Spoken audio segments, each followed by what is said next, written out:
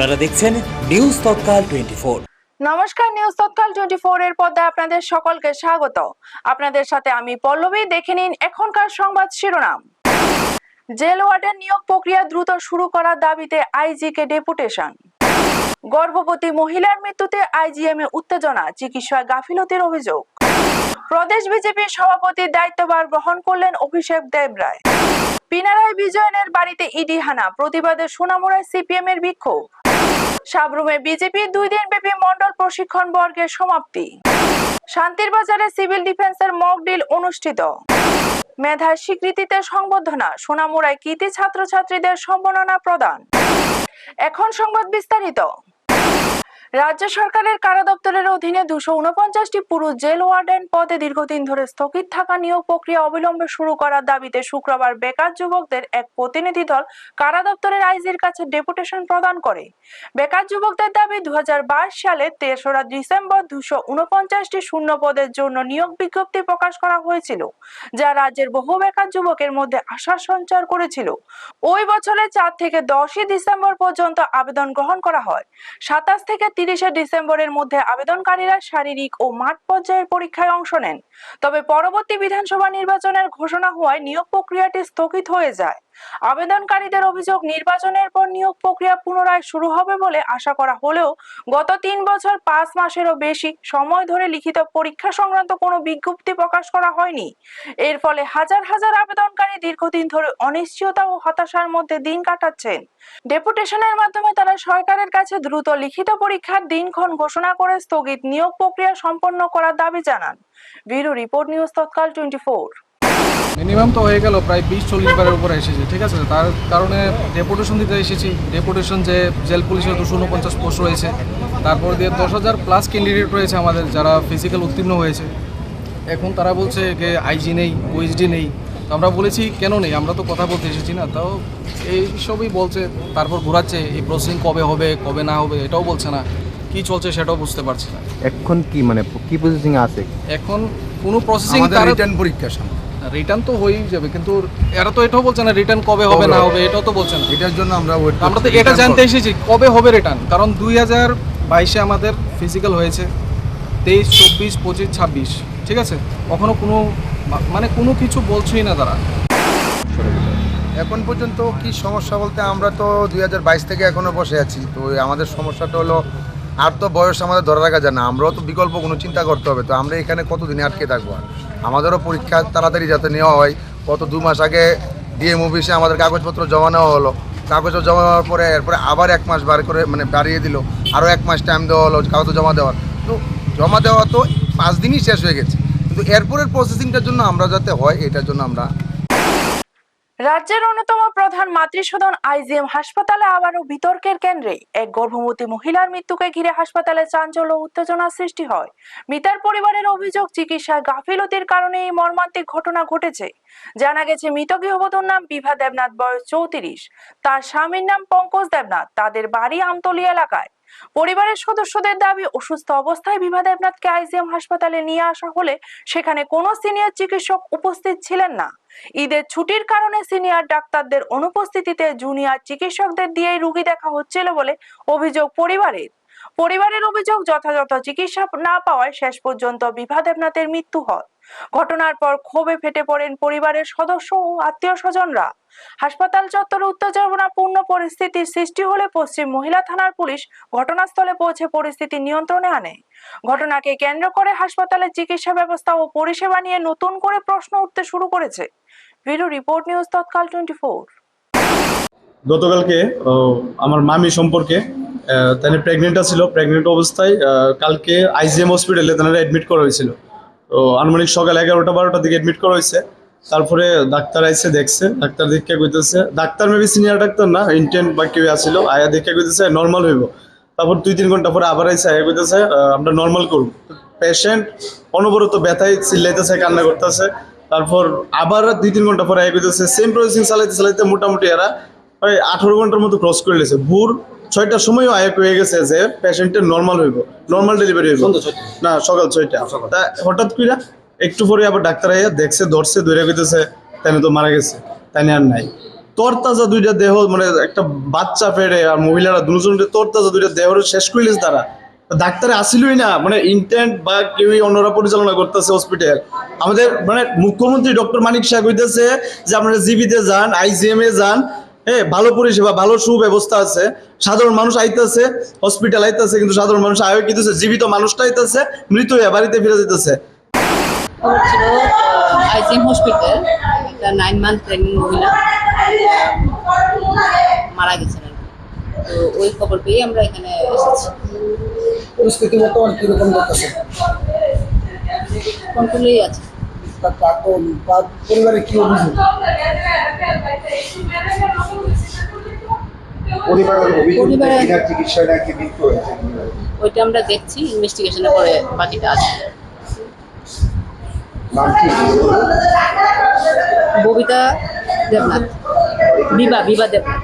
বিবাদের না হ্যাঁ, আরেকজন জায়গায় বিভা দেবনাথের বাড়িটা আমতলি, বৈষ্ণব টিলা, নিয়ার সাই বাবা temple.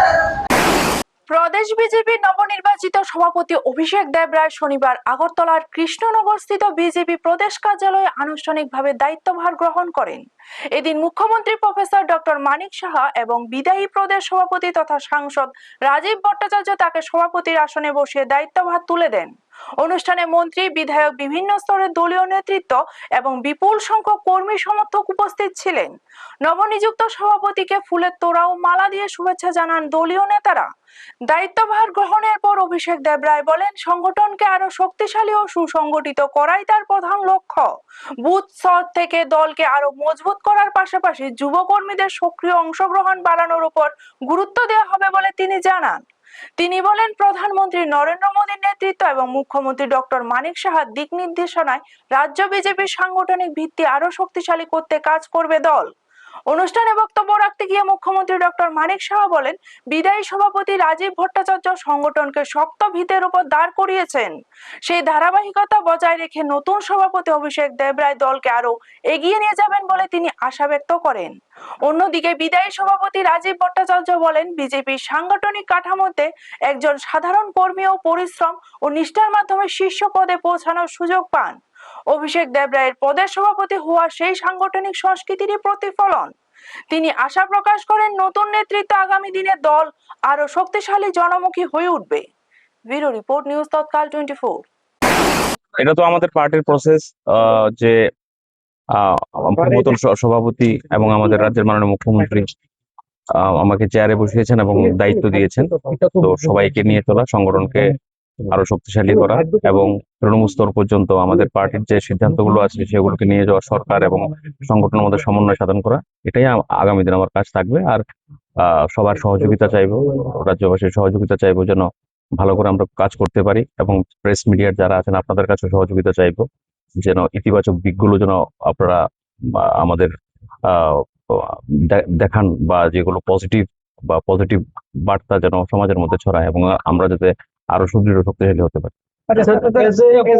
As a youth leader आप प्रेसिडेंट बने हैं, तो हार्डल क्या रहेगा, चैलेंज क्या है, और क्या आगे पार्टी को और भी मजबूत बनाने के लिए किस तरह का प्रयास करेंगे?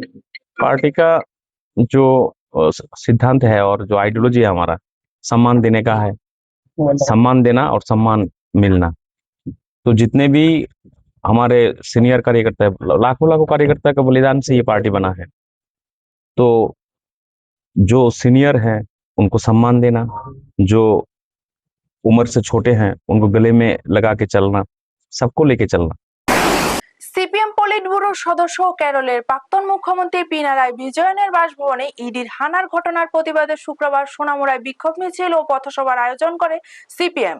এদিন সোনামুড়া পার্টি অফিসের সামনে থেকে দলীয় কর্মী সমর্থকরা মিছিল বের করেন। মিছিলটি শহরের বিভিন্ন গুরুত্বপূর্ণ রাস্তা পরিক্রমা করে রবীন্দ্র চৌমুহনী সংলগ্ন এলাকায় এসে পথসভায় মিলিত হয়।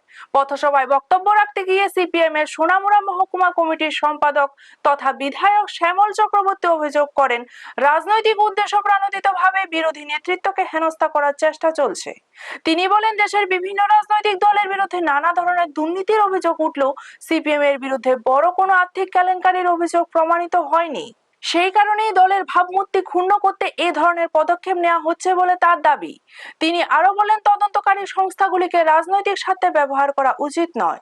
গণতান্ত্রিক পরিবেশ বজায় রাখতে এই ধরনের ঘটনার পুনরাবৃত্তি বন্ধ হওয়া প্রয়োজন বলে তিনি মন্তব্য করেন। এদিনের বিক্ষোভ মিছিল ও পথসভার মাধ্যমে ইডির এই পদক্ষেপের বিরুদ্ধে তীব্র প্রতিবাদ জানায় সিপিএম নেতৃত্ব ও কর্মীরা। ব্যুরো রিপোর্ট, নিউজ তৎকাল 24। সকালবেলা এনফোর্সমেন্ট ডিপার্টমেন্ট তারা কেরালার প্রাক্তন মুখ্যমন্ত্রী এবং ভারতের কমিউনিস্ট পার্টি মার্ক্সবাদীর পলিট ব্যুরোর সদস্য কমরেড পিনারাই বিজয়নের যে ভাড়া বাড়ি, যেটা মুখ্যমন্ত্রীর পরে উনি গিয়ে উঠেছেন, সেই ভাড়া বাড়িতে প্রথমে তারা তল্লাশি চালায়। একজন মুখ্যমন্ত্রী, প্রাক্তন মুখ্যমন্ত্রী, এখন বিরোধী দলনেতা, ওনার বাড়িতে ঢুকতে গেলে কতগুলি প্রটোকল মেনটেন করতে হয়, কোনো রকম প্রটোকল মেনটেন না করে তারা সেখানে ঢুকে বাড়ি তল্লাশি করে। পাশাপাশি ওনার পৈতৃক যে বাড়ি, সেই বাড়িতে যায়, ওনার মেয়ের বাড়িতে যায়, আরও 10টা বাড়িতে যায়, বিভিন্ন জায়গায় তারা তল্লাশি চালায়। পিনারাই বিজয়নের বিরুদ্ধে এর আগেও তারা তল্লাশি করে কোর্টে বিভিন্ন রিপোর্ট পেশ করে, তাতে কোনো রকম অসঙ্গতি সেখানে পাওয়া যায়নি এবং পাওয়ার তো প্রশ্নই নেই। কারণ দলীয় কর্মীদের আরো দক্ষ, সংগঠিত ও ভবিষ্যতের দায়িত্ব পালনে প্রস্তুত করে তুলতে সাবরুমে অনুষ্ঠিত হলো ভারতীয় জনতা পার্টির 2 দিন ব্যাপী মন্ডল প্রশিক্ষণ বর্গ। পণ্ডিত দীনদয়াল উপাধ্যায় প্রশিক্ষণ মহাভিযান 2026-এর আওতায় 40 নং সাবরুম মন্ডলের উদ্যোগে পুরাতন টাউন হলে আয়োজিত এই প্রশিক্ষণ শিবির শুক্রবারে সফলভাবে শেষ হয়। সমাপনী অনুষ্ঠানে উপস্থিত ছিলেন রাজ্য বিজেপির আইটি ইনচার্জ চন্দন দেবনাথ, প্রাক্তন বিধায়ক শঙ্কর রায়, মন্ডল সভাপতি গৌতম ত্রিপুরা সহ দলের অন্যান্য নেতৃত্ব। 2 দিন ব্যাপী প্রশিক্ষণ কর্মসূচিতে দলের আদর্শ, নীতি, সাংগঠনিক কার্যক্রম এবং ভবিষ্যৎ কর্ম পরিকল্পনা নিয়ে বিস্তারিত আলোচনা করা হয়। প্রথম দিনে 6টি এবং দ্বিতীয় দিনে 2টি সেশন অনুষ্ঠিত হয়। মোট 8টি সেশনের মাধ্যমে অংশগ্রহণকারীরা কর্মীদের সাংগঠনিক দক্ষতা বৃদ্ধি এবং দলীয় কার্যক্রম সম্পর্কে আরো সচেতন করে তোলার উদ্যোগ নেওয়া হয়। প্রশিক্ষণে পণ্ডিত দীনদয়াল উপাধ্যায়ের একাত্ম মানববাদ ও অন্তর্দয় দর্শনের উপর বিশেষ গুরুত্ব আরোপ করা হয়। পাশাপাশি বুথ স্তরে সংগঠনকে আরো শক্তিশালী করার লক্ষ্যে বিভিন্ন দিক নির্দেশনাও তুলে ধরা হয়। মন্ডল সভাপতি গৌতম ত্রিপুরা জানান, মন্ডল স্তরের প্রশিক্ষণ সম্পন্ন হওয়ার পর এবার বুথ ভিত্তিক প্রশিক্ষণ কর্মসূচি শুরু করা হবে। মন্ডল কমিটির শক্তি প্রমুখ, বুথ সভাপতি এবং বিভিন্ন মোর্চার পদাধিকারীরা এই প্রশিক্ষণে অংশগ্রহণ করেছেন। আগামী দিনে তাদের মাধ্যমে প্রতিটি বুথে প্রশিক্ষণ কার্যক্রম পরিচালনা করা হবে। ব্যুরো রিপোর্ট, নিউজ তৎকাল 24। জরুরি পরিস্থিতিতে দ্রুত ও সঠিকভাবে কিভাবে প্রতিক্রিয়া জানাতে হবে সেই বিষয়ে সাধারণ মানুষকে সচেতন করতে শান্তিরবাজার মহকুমা শাসক কার্যালয়ে আয়োজন করা হয় সিভিল ডিফেন্সের এক গুরুত্বপূর্ণ mock drill. Air red, blackout বা যুদ্ধকালীন জরুরি পরিস্থিতির মতো অবস্থায় করণীয় সম্পর্কে বাস্তবধর্মী ধারণা দিতে এই মহড়ার আয়োজন করা হয়। সিভিল ডিফেন্সের নোডাল অফিসার কাকলি সাহা জানান, আকাশপথে হামলা বা অন্য কোনো বড় ধরনের জরুরি পরিস্থিতি সৃষ্টি হলে সিভিল ডিফেন্স প্রশাসন এবং সাধারণ মানুষ কিভাবে সমন্বিতভাবে কাজ করবে সেই বিষয়ে সচেতনতা গড়ে তোলাই ছিল এই কর্মসূচির মূল উদ্দেশ্য। এই মক ড্রিলে সিভিল ডিফেন্সের পাশাপাশি স্থানীয় প্রশাসন, টিএসআর, শান্তিরবাজারের মেডিকেল টিম এবং সিভিল ভলান্টিয়াররা সক্রিয়ভাবে অংশগ্রহণ করেন। বিভিন্ন পরিস্থিতিতে উদ্ধার কাজ, নিরাপত্তা ব্যবস্থা এবং জরুরি সেবার প্রস্তুতির প্রদর্শনও করা হয়। কাকলি সাহা বলেন, এই ধরনের মহড়া জরুরি অবস্থায় মানুষের নিরাপত্তা নিশ্চিত করতে গুরুত্বপূর্ণ ভূমিকা পালন করে। তিনি সাধারণ মানুষের উদ্দেশ্যে বলেন, বিপদ সংকেত বা সাইরেন বাজলে আতঙ্কিত না হয়ে নির্ধারিত নিয়ম মেনে সতর্ক থাকতে হবে এবং প্রশাসনের নির্দেশনা অনুসরণ করতে হবে। সফলভাবে মক ড্রিল সম্পন্ন হওয়ায় সংশ্লিষ্ট সকলকে ধন্যবাদ জানান তিনি। ব্যুরো রিপোর্ট, নিউজ তৎকাল 24। বলা হয়েছিল যে একটা এয়ার মক ড্রিল করার জন্য ব্ল্যাকআউটার, তো আজকে আমরা 29 তারিখ বেলা 12টার সময় এই অফিসে ব্ল্যাকআউট মক ড্রিল করেছে রিলেটেড টু এয়ার স্ট্রাইক। তো আমাদের সব অফিসটাও ইনভলভ ছিল এটার মধ্যে, লোকাল পাবলিক যারা ছিল ওরা ইনভলভ ছিল, সাথে আমাদের 9 battalion TSR, medical team of Shantibazar এবং আমাদের সিভিল ভলান্টিয়ার্সরা এটাতে হেল্প করেছে। মূলত যুদ্ধকালীন পরিস্থিতিতে যদি কোনো এয়ার স্ট্রাইক হয় তাহলে কিভাবে আমরা রেসপন্স করবো ওটার উপরে এই মক ড্রিলটা ছিল। টিএসএল ওরা আমাদের হেল্প করেছে এই মক ড্রিলটা সম্পন্ন করার জন্য সবাইকে ধন্যবাদ। মাধ্যমিক ও উচ্চ মাধ্যমিক পরীক্ষা 2026-এ কৃতিত্ব অর্জনকারী ছাত্রছাত্রীদের সংবর্ধনা প্রদান করা হলো সোনামুড়া টাউন হলে। সিপাহীজলা জেলা প্রশাসন ও জেলা শিক্ষা প্রশাসনের যৌথ উদ্যোগে আয়োজিত অনুষ্ঠানের উদ্বোধন করেন রাজ্যের উচ্চশিক্ষা মন্ত্রী কিশোর বর্মন।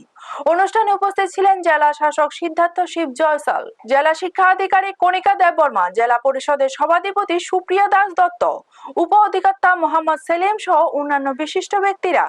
এদিন জেলা ও মহকুমা স্তরে মাধ্যমিক ও উচ্চ মাধ্যমিকের প্রথম 3 জন মেধাবী ছাত্রছাত্রীকে সংবর্ধনা দেওয়া হয়।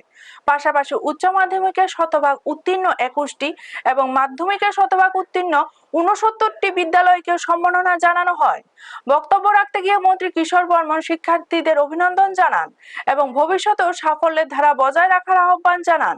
তিনি পড়াশোনার পাশাপাশি ভালো মূল্যবোধ ও সুস্থ মানসিকতা গড়ে তোলার উপরও গুরুত্ব আরোপ করেন। উল্লেখ্য 2025-26 শিক্ষাবর্ষে সিপাহীজলা জেলা রাজ্যে উচ্চ মাধ্যমিকে প্রথম এবং মাধ্যমিকে দ্বিতীয় স্থান অর্জন করেছে। ব্যুরো রিপোর্ট, নিউজ তৎকাল 24।